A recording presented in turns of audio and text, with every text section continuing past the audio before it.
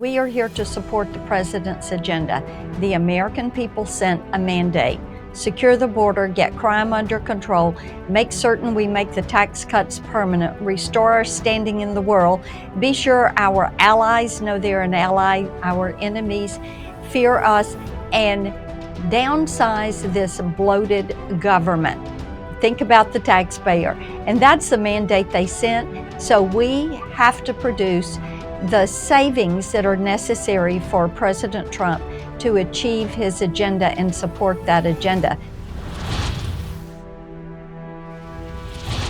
All right, good Tuesday, guys. This is a big day in the House of Representatives. President Trump's big, beautiful bill is on the floor in the House of Representatives. It's gonna be a nail biter. I have a feeling this vote goes for several hours. There's a bunch of holdouts right now. I think they will work them through. I think they'll get it over the finish line, barely by a vote, maybe. Anyway, it's going to be close, but this is the first step, and I think Trump's going to get personally involved, if I had to guess, to make sure it goes over the finish line properly. Senator Marsha Blackburn is here. We're going to ask her about that. Plus, she is leading the charge in the Senate to make sure that those Epstein files get released. Who was on his plane, the IRS documents, because she's got a real reason that, and it's not just about the list. I'd like to see the list. I'll be honest with you. I want to know how many times Bill Clinton was on there. And who else? Because I think that's why they're hiding it. But she's got a real policy issue behind it. And then Andy Harris, congressman from Maryland, who is the head of the House Freedom Caucus. They're really getting behind this one big, beautiful bill, and I'm going to ask him why. But before we get into that conversation, a big victory for the White House press office, which, you know, I care about a lot.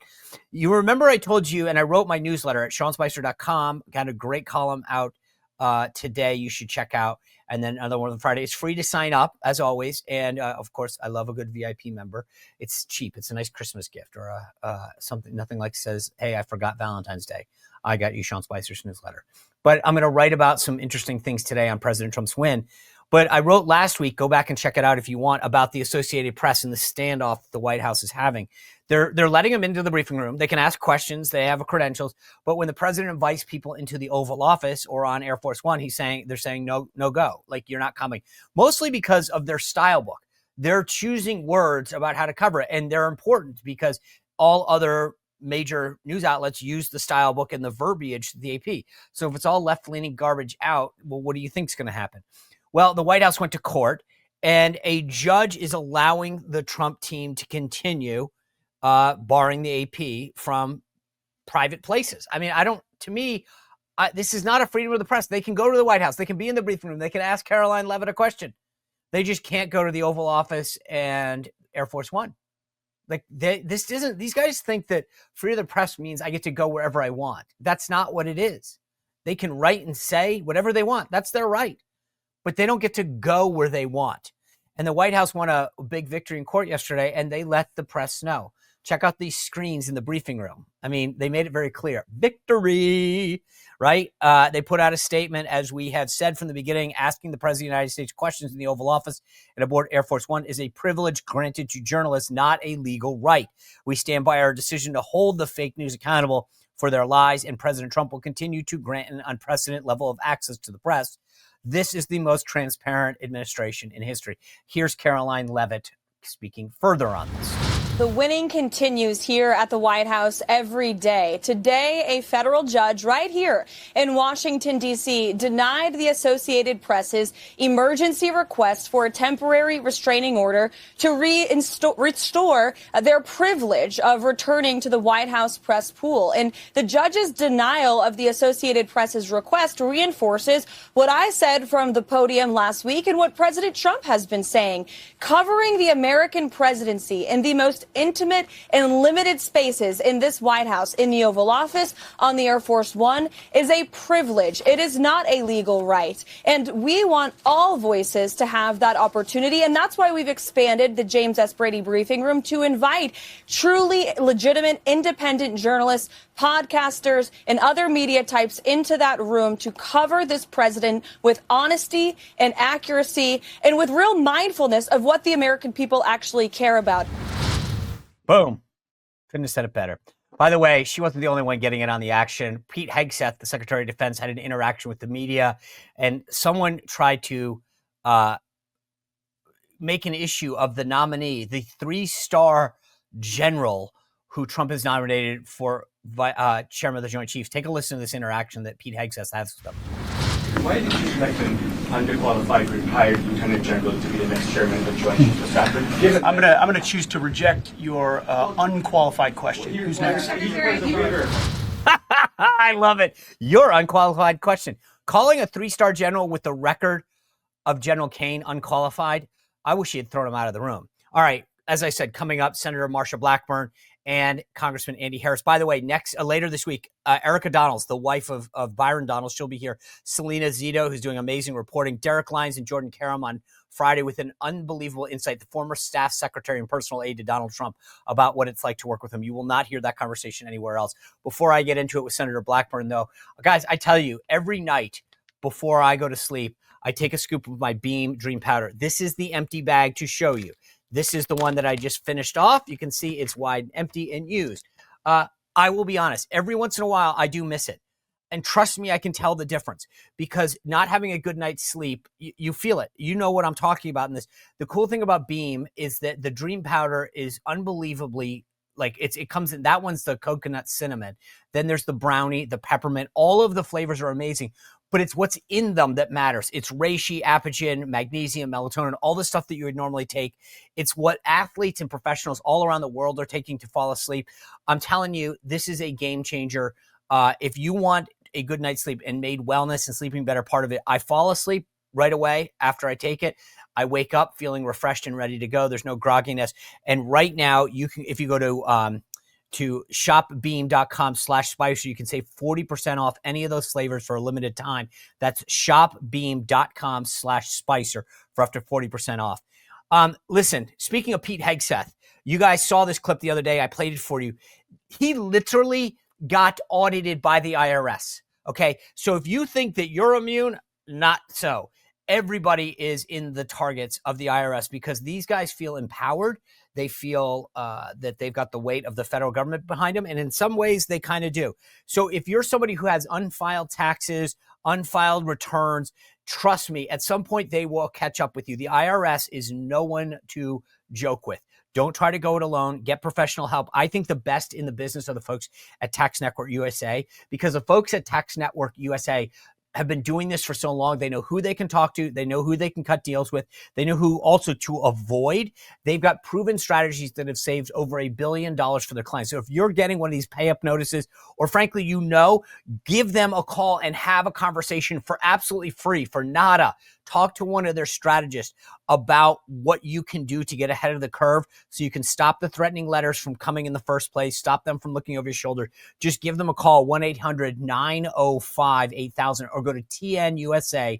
That's Tax Network, right? TNUSA.com/Sean Spicer. Full name, SEAN, no spaces, TNUSA.com/Sean Spicer. Without further ado, the senator from Tennessee, Marsha Blackburn. Senator Blackburn, always good to see you. Thanks for joining us. I am always delighted to join you. Thank you so much. You bet.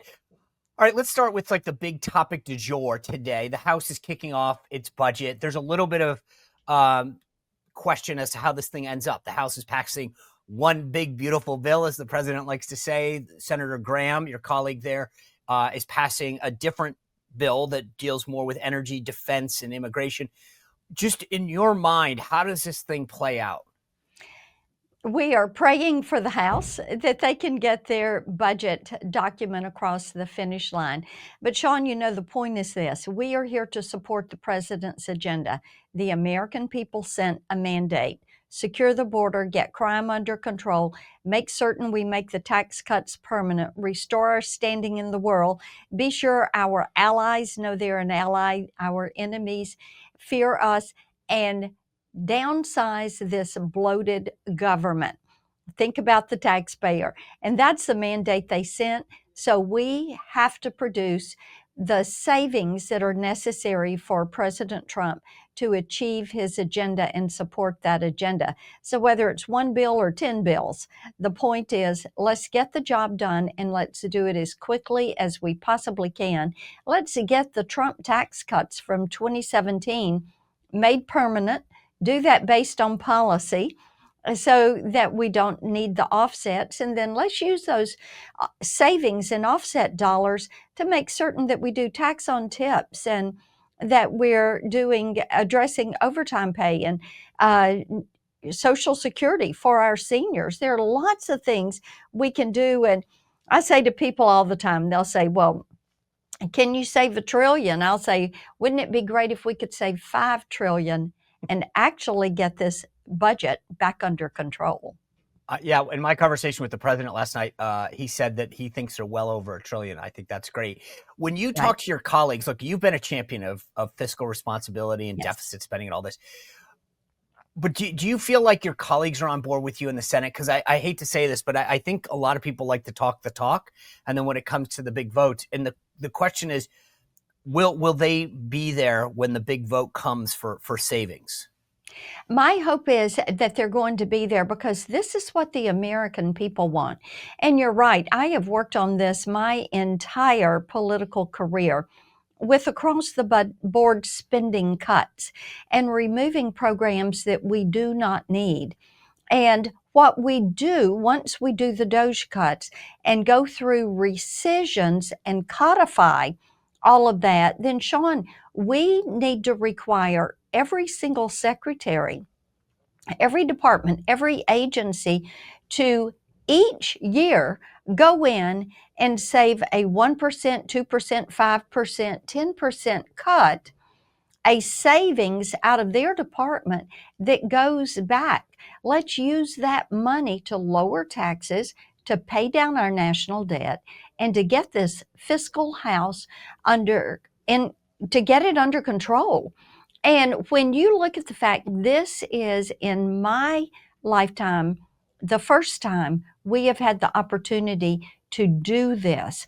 And we have a president of the United States in Donald J. Trump who is committed to making this happen.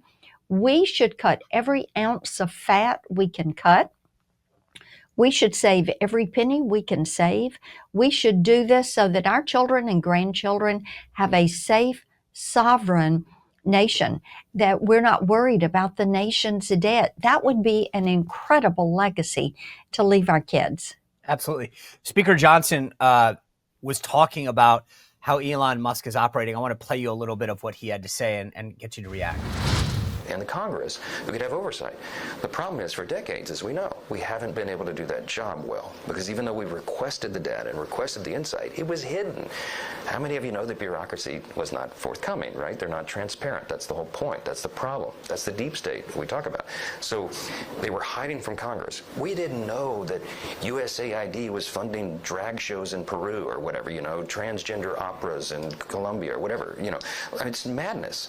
But Elon has cracked the code. He is now inside the agencies.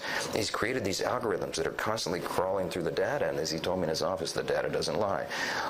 We're going to be able to get the information. We're going to be able to transform the way the federal government works at the end of this, and that is a very exciting prospect. It is truly a revolutionary moment for the nation. Senator, you have a background in marketing and business, right? And I'm thinking to myself, there's not always a similarity between how the government operates in the business. But the reality is that if you were operating a business and didn't know all of these things were being funded, you would be outraged at the people that you were doing business with and in your company. And there's a difference between Congress approving stuff and the federal government hiding stuff from it. And that seems to be what Speaker Johnson is alluding to. If it wasn't for Elon Musk, I don't know that we would be finding out these things. And the question I have for you is this. How concerning is it for you as a leading member of the United States Senate that all this stuff was happening and being, frankly, hidden from the Congress? Yes, and when we get to the bottom of this, Sean, this could end up to be the biggest financial crime ever in history. When you look at what some of these bureaucrats have done with this money. And as Speaker Johnson was saying, those of us that have worked on cutting waste, fraud, and removing abuse out of the system have repeatedly been stymied by the different agencies and by the different departments and not given the information. It has been almost impossible. But having the ability to go into these systems and algorithmically retrieve this information, they've not been able to put it in a memo, write a report, delay the report, say the report is getting into processing. The report will be delivered to you. Oh, we forgot. The secretary's on vacation. There will be a 2-week delay. And then you get a report that really doesn't get to the substance, and you have to start the ask again with the agency. The deep state is very well seated. I am so pleased that many of them are being removed.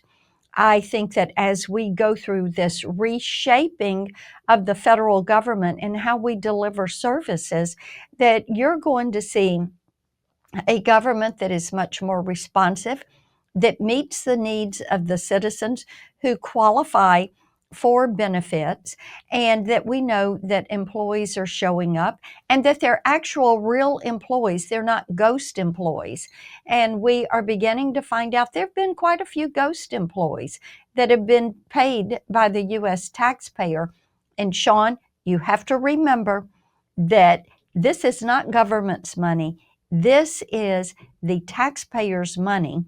We, their elected representatives, are to be the stewards of those taxpayer dollars on their behalf. Yeah, I was laughing when you were telling the story because I have a very similar view of how this works, which is we need to reduce the government. So let's create a plan and hire consultants who develop a PowerPoint that then has to go through an approval process that, by the way, it's too late now, so we need to start the process again. And the contract on savings expire. I mean, you're absolutely right. The way in which we have delayed any attempt to look at the government has been phenomenal. But when you talk to the people in Tennessee, one of the things that I hear, and I get it, is that, oh, it's chaotic. And the answer that I give people is kind of a variation of yours, which is, okay, guys, we've tried it the other way for decades, and it never results in savings. So we're going to try it Elon's way this time. And you may not like it, but we also are $37 trillion in debt, $2 trillion a year, $100,000 per person. Maybe we have to look at this different. So when you talk to folks in Tennessee, what's the general reaction among people? What the people want us to do, Tennesseans every day, and I did a telephone town hall the other day, and nearly every question was about one of two issues, the border or DOJ. And what they're saying is, we want to be a part of this. And here is where you need to be looking. We know of waste that is over here, or I've got a relative that works for this department. They talk about how much money gets wasted and how people don't come to work. And people, now there are issues that reach a tipping point, and this is one of those issues that has reached the tipping point, and people can see it with their own eyes. They see the waste.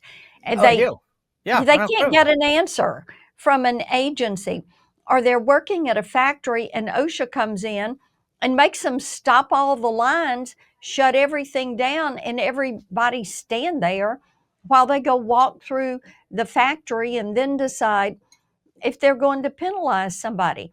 People are over this, and they're tired of government being the obstacle to the way they live their lives and want to live their lives and the job they want to do.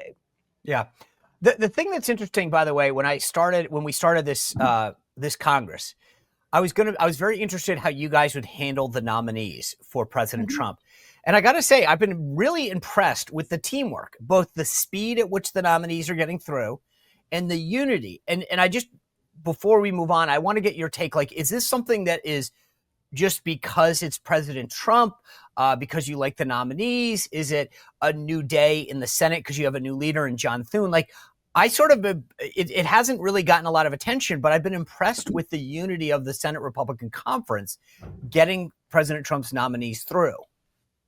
And there was a process that was put in place, and I do give Leader Thune a lot of credit for this, and my colleagues in total, out of respect for President Donald Trump and the job he's doing.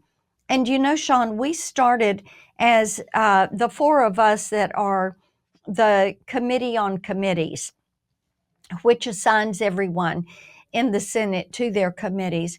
We worked to get all of our designations and assignments done before Christmas. Thereby, our Republican conference was able to meet to ratify the membership of the committees, the chairman of the committees, approve our rules.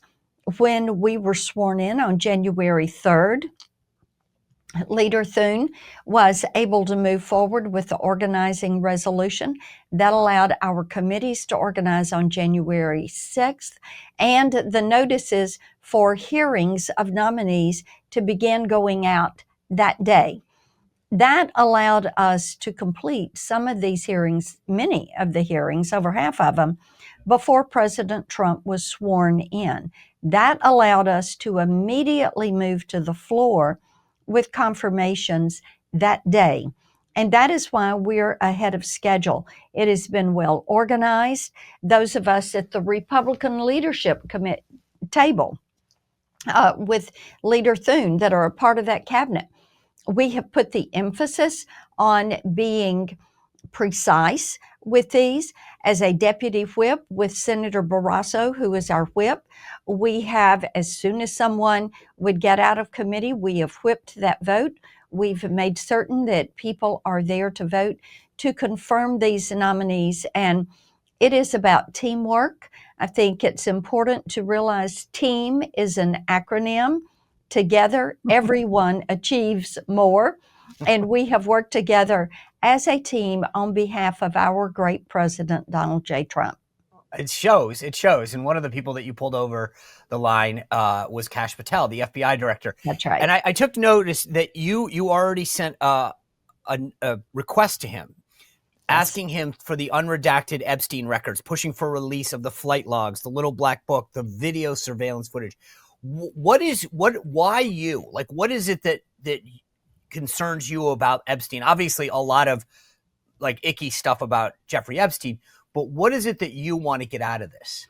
Yes, and this is not about celebrity or who is on the list. This I is do. about I want to know. I do. I mean, look, maybe not for you, but for me, I want to see who's on that list.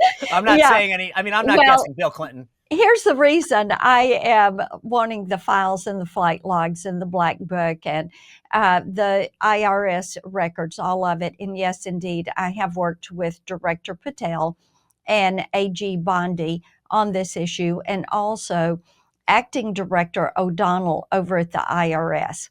Here is the reason why. Human and sex trafficking has grown to be a $150 billion a year industry. We know this. The records tell us this. It is global in nature.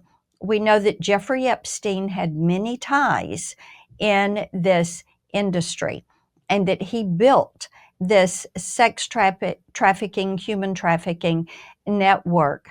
And we need to break this apart. It is modern day slavery. We have women and children whose lives are being destroyed. We have 300,000 migrant children that HHS and the Office of Refugee Resettlement have lost. They totally lost them.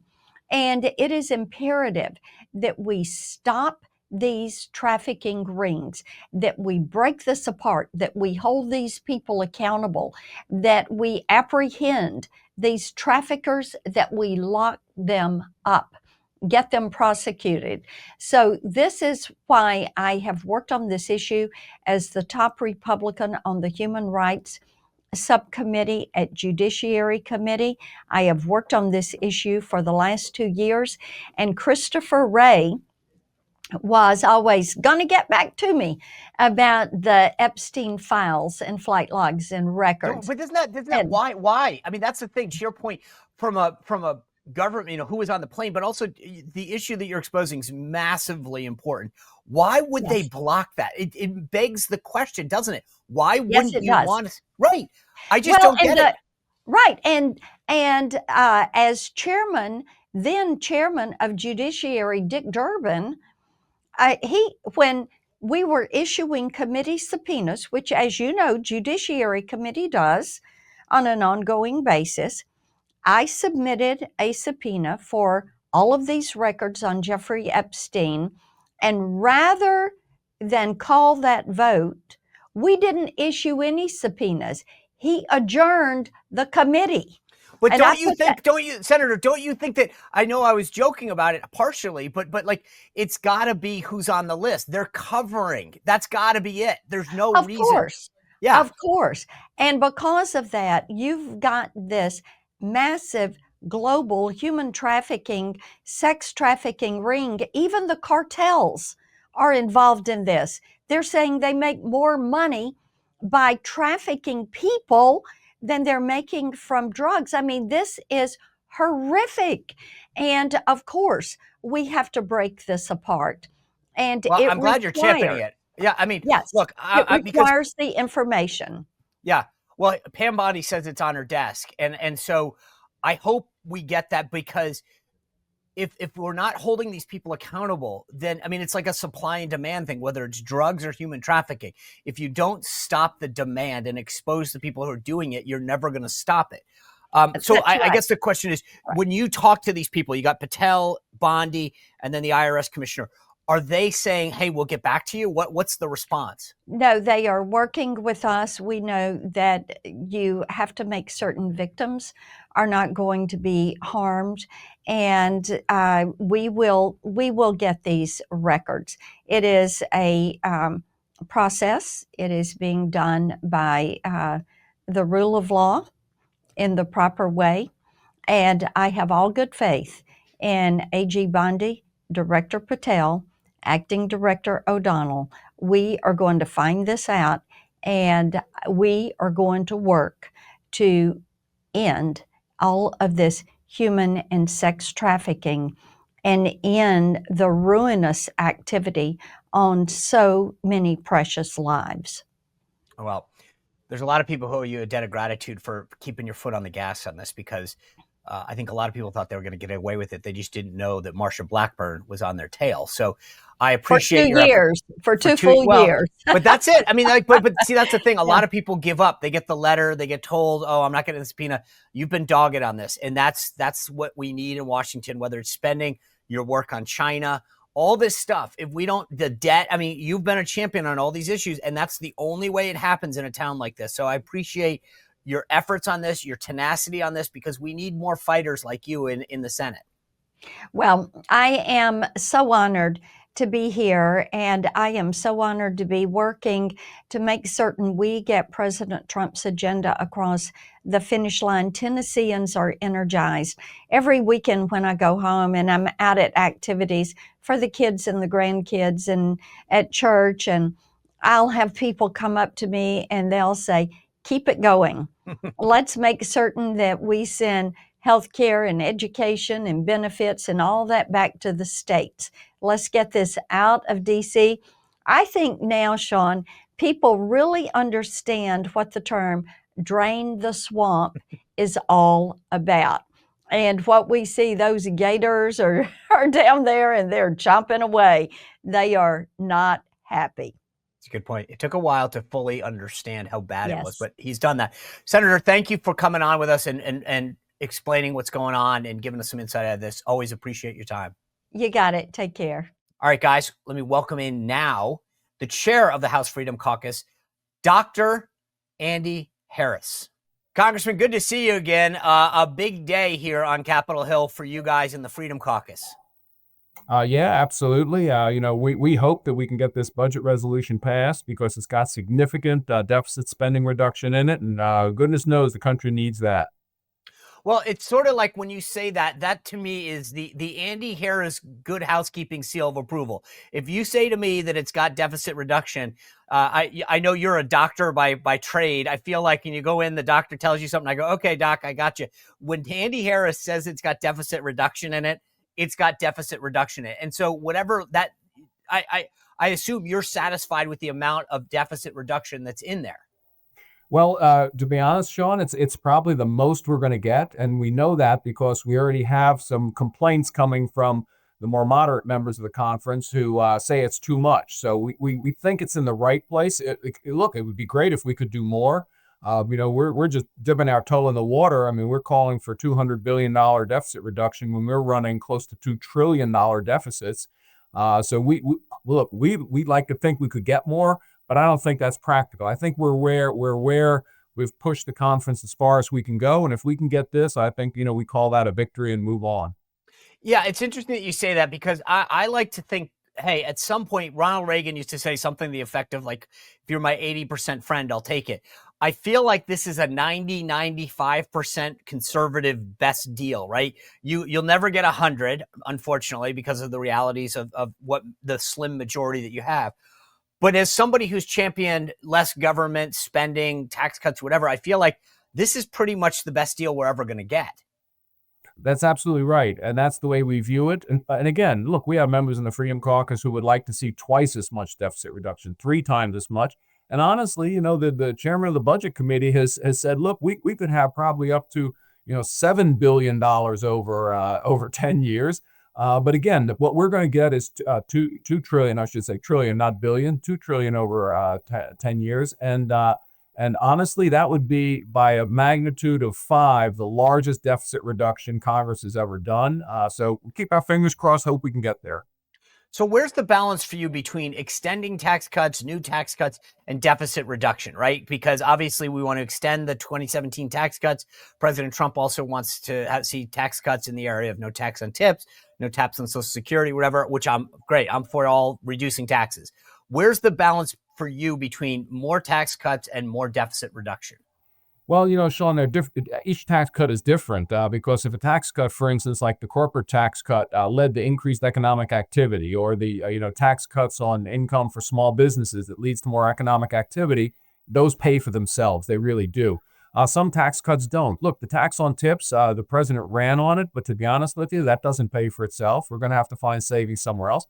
But that's the tough job of Congress. We have to prioritize spending. And if we're going to deliver some more tax cuts, we have to say, okay, but we're going to pay for it by reducing spending somewhere else where it's really not necessary. As again, the DOJ effort has shown, the USAID, the Department of Education, all these agencies that spend way too much money, that would best be left returned as tax cuts to the population. All right, before I get to DOJ, because I want to hit on that in a second, at least publicly, the way I read this right now is there might be some private no votes, but you've got 3 public no votes. You got Victoria Spartz, you've got Tom Massey, and Tim Burchett. If I had to rank those, and I'm trying to be respectful to your colleagues, I think Victoria Spartz probably isn't the hardest one to get. Then next on that list is Tim Burchett, and then I don't see a world in which Tom Massey votes for this. Where do you disagree with that analysis? And if not, do you see a vote problem here? There are actually 1 or 2 more who indicated just in the conference this morning that at this point there's still a no. But again, the speaker's going to sit down with those individuals and he's going to talk to them during the day. So we'll know by the evening what happens. But I think for all of them, it would be possible to get, look, if the Freedom Caucus can get to a yes unanimously, I think all those people who we call Freedom Caucus adjacent, they're conservatives, they're just like us, they're just not in the Freedom Caucus. We think there should be a pathway, and it's going to be left up to the speaker at this point. Do you think this is a situation where President Trump tonight is making phone calls? I do think if he has to make 1 or 2 or 3 phone calls, I think he'll make them. I think, he has tweeted out over the past couple of weeks that we have to balance our budget. We have to make a real effort at that. And I think if he calls some of those individuals and says, look, I'm with you. We need, I'm committed. We're going to find savings. We're going to make sure the DOJ continues its work. We're going to look for inefficiencies, waste, fraud, and abuse, program expansions during the Biden era that have to be rolled back. Returning things, we like to talk about just returning things to the pre-COVID level, because I think most Americans just want to get back to that America, the pre-COVID America. And to be honest with you, if we did just that we'd be spending $1.5 trillion less, even accounting for inflation. That's ridiculous. So For people who are watching this from afar, they hear that the Senate's got a different budget that they're putting forward. You guys have what President Trump calls a big, beautiful bill. What is the case for the House bill and against the Senate? Well, the House bill does include everything the president wants. It includes a debt ceiling increase that we think is reasonable. We think that if DOJ works and if Elon Musk does bring down the deficits, that the $4 trillion debt ceiling increase we have in our House bill would actually last for 4 years or more. So we think that's reasonable. We obviously include the tax cut extension. We include spending reduction. We think it's got everything that you need. But it needs 200, and today it'll need 218 votes in the House, and if we can get there, that's great. If we don't, then the Senate plan, I believe, becomes the plan B, because we have to move something. We have to get funding to the border. Our border folks are doing a great job securing the border, but they're running out of money. America wants that border secured, and we have to deliver that money. So if this big, beautiful bill gets stalled, I think it's time to move on to Plan B, which is a very skinny bill. Pass it quickly, get the president the border so that he can deliver on that promise. So one of the concerns that I have right now, and I've been saying this, I've written about this, is there's a lot you can do in executive order, especially in the area of the border and immigration. But what can be done can be undone by the next administration. And I'm concerned that if now that we have a Republican majority in the House and the Senate, don't act on immigration in particular, an issue that we've decried for decades, that it's going to come back to kick us in the butt. And so is there a concern or an effort underway to say, guys, let's take all these issues on immigration, on the border, CBP and ICE funding, et cetera, get it done so that when the Democrats, God forbid, ever take the White House back, we don't have to worry that they're going to try to undermine our immigration system again? Yeah, we definitely have to do that. But again, we could have all the good border law in place, but if you can't put fuel in an airplane to fly people back to their country because you ran out of money in Homeland Security, all the laws in the world aren't going to help. We got to deliver the funding, and then we have to turn to making permanent the changes that the president has suggested. And it looks like there are enough Democrats who read the tea leaves in the last election who realize that Americans actually want a secure border.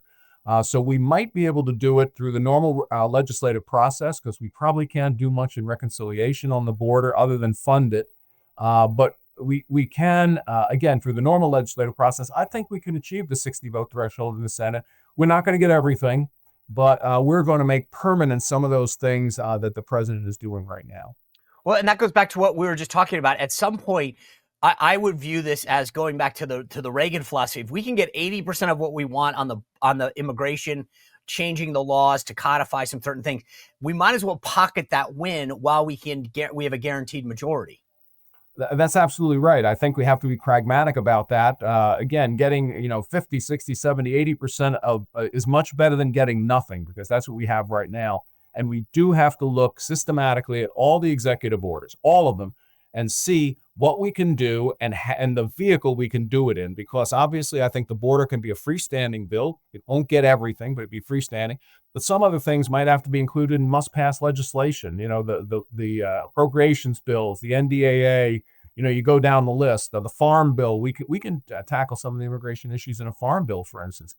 So we have to look at the ways that we're going to make as many of those executive orders permanent. And I think there is a window of opportunity here, because I think the president enjoys broad support in what his efforts are at changing the way the federal government works.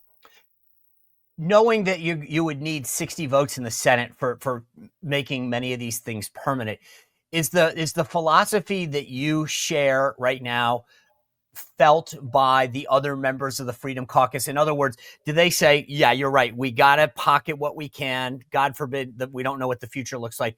Or are they saying, if we get 100%, if we don't get 100%, it's not worth doing?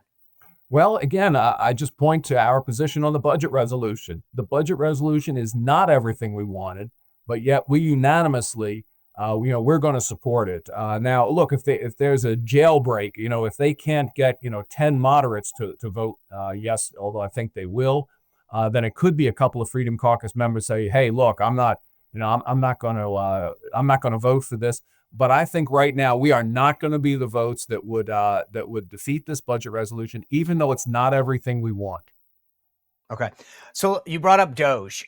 The first thing I just want to ask you is, as a Maryland congressman, I assume, and maybe wrongly, so correct me if I'm wrong, do you have a high percentage of federal workers in your district? I've got tens of thousands of them, but I have, 700,000 constituents, the vast, vast majority of which want the federal government spending and efficiency, made better. So yes, there are going to be some workers who are in my district who are not going to have jobs probably. But as I say, look, the president wants to decrease the regulatory state, and if you decrease the regulatory state, you don't need as many regulators. That's just the way it is. The government employees do not add to GDP the way a private sector employee does. For instance, working in a manufacturing plant or in a service industry. So again, for the long-term good of the country, we have to say making the federal government efficiency is actually a good thing. It will be painful for some people, no question about it. Anytime anyone gets laid off, it's painful. But in the long run, we have to do what's for the common good. And again, we have to control government spending, the size and scope of the federal government, decrease the regulatory state. And that means you don't need as many regulators. I've brought this up in the past, and I have my philosophy on this. But there's a lot of people who take issue with the tactic, I'm sending out an email to everyone, or I'm making, what do you think about how they're going about this? Well, anytime you do disruption, there are going to be complaints. That's the way it is. That, if you go to a business school and they teach you about change, they will talk to you about disruption and how there is pushback. No matter what you do, when you disrupt and you provide change in an organization, you're going to get pushback. We're seeing the pushback. Could it have been done differently? Yeah, maybe. But again, the president only had, we hate this, it sounds silly, but the president only has 4 years. Right. I'm with you. I think that's the point. Yeah. That you got government has a way of stalling. And I think that's the thing that Trump is bringing to this effort, is saying, I don't have the luxury of time. I want to get this done and locked in. That's absolutely right. Anybody who's observed administrations know you've got probably about 2 years at the most, maybe just 1 year to really get stuff done. And when you're talking about changes of that scope, you have to start right away. And again, are you going to make every decision correctly? No. But in the end, you're going to bring about the change. And once I think people see a return of the federal government efficiency, federal work, perfect example, federal workers actually going into work. The average guy who's, a car mechanic, a plumber, and then they're like, look, I got to go to work every day. How come I'm paying taxes for someone who doesn't have to go to work every day?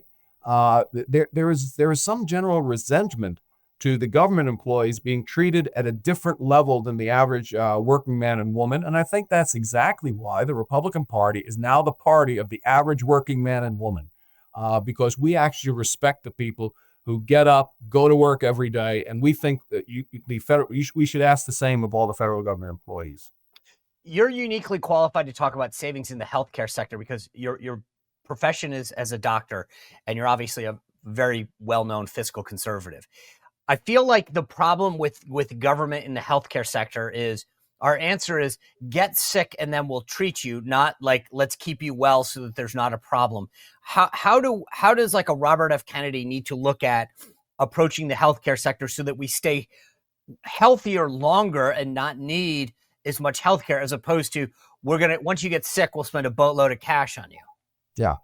Look, it's a great point. I mean, you just have to look at the overweight and obesity statistics in the United States. I mean, in a few years, 1/2 of our population will be overweight and about 1/4 of our population clinically obese. I mean, and these are medical definitions.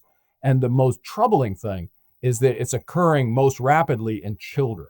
So look, we know what the costs are. We know what the costs of diabetes are, hypertension, obesity. We know all these problems cost us in the long run, and they cost people personally because people are less healthy. They're less able to enjoy life. So I think his approach is actually going to be a great approach. I hope he changes. There are people who call the National Institute of Health the National Institute of Disease because that's all we study. We study disease there. We don't study how to keep people healthy. Their nutrition agency in the National Institutes, by the way, is relatively new, very small budget, doesn't do much research. We've got to do much more research in preventing disease in the country. And I think RFK is the kind of disruptor who can do that. And is that, so what should their focus be? I mean, like there's a lot of talk about conflicts in the government with NIH, CDC, FDA. How much of that should be exposed? How much of it, I mean, not of course, how much should the focus be on that versus kind of just going in a different direction and changing the focus to health and wellness and prevention? Well, look, we can walk and chew gum at the same time. We should do both those things. We should make certain, for instance, the CDC returns to its core roots. Its core roots is not to fund anti-gun, anti-firearm research all throughout the country. I mean, their focus should be on communicable disease. We think, and again, because of what's coming up with the avian flu, for instance, I mean, they're very well-respected experts. Dr. Redfield, former CDC director, who basically says if we think COVID was bad, wait until the avian influenza crosses over into humans, things like that. That's the core function of CDC. That's what they should be doing. That, they've expanded into all kinds of stuff that's not their core function. We have to return to core function. National Institutes of Health, again, we have to do research in nutrition so that we can prove to Americans that a modification of what they eat and how they can actually become healthier, not become cured of disease once they get disease, but actually avoid getting disease in the first place. Yeah. Dr. Congressman, Freedom Caucus Chair Andy Harris, thank you for joining us. Always love your insight and excited about what the House is about to do. Thanks, Sean. You bet. What a great conversation with the two of them. Such amazing insight at such a critical time. By the way, I mentioned this before. Thursday night, I'm hosting an exclusive Zoom call. I'm talking about my wellness journey and how I'm able to now get a bunch of products, personal care, household cleaners, all sorts of stuff that's more natural, more effective, and more affordable, that's owned by families, so you're not going to Target and to Walmart. This is voting with our dollars, guys. I talk about it all the time. This is what we need to do. We got change at the ballot box. Now we need change when it comes to the companies that we use and shop with. These are great companies and better products. It supports American jobs and families. So join 2 million Americans and hear why I switched over. Make sure you RSVP because space is limited. Text the word invite to 276 500 1185. Text invite to 276 500 1185. All right, as I mentioned, my newsletter comes out tonight. Go to SeanSpicer.com to sign up. We got a great show headed your way tomorrow with Erica Donnells and Selena Zito. We'll see you back here then. Thanks for tuning in. See you tomorrow. Well, if you enjoyed this content, make sure to like this video, subscribe, and click the notification bell to get more.